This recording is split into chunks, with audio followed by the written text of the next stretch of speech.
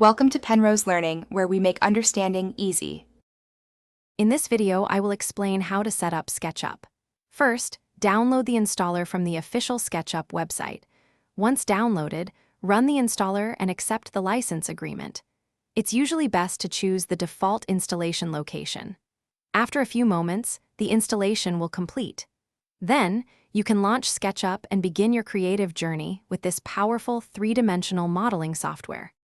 Next, you'll need to activate your SketchUp license or start a free trial. After that, select a template that suits your workflow, such as the simple template inches for architectural work. Dive into the Preferences menu to adjust units, display settings, and customize toolbar visibility.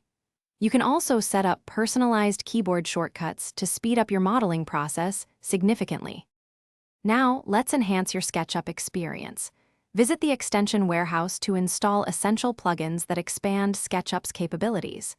Take time to organize your toolbars and trays, placing frequently used tools within easy reach. Remember to set up default save locations for your projects. Finally, explore the various panels, such as components and materials, to understand their functions. To ensure a smooth workflow, consider these optimization tips. Adjust your OpenGL settings and preferences for better performance, especially with complex models. Regularly purge unused components, materials, and styles from your model to keep file sizes small.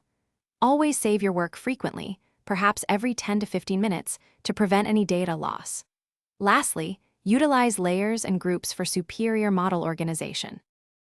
Thanks for watching. If this was helpful, leave a like and consider subscribing. See you next time.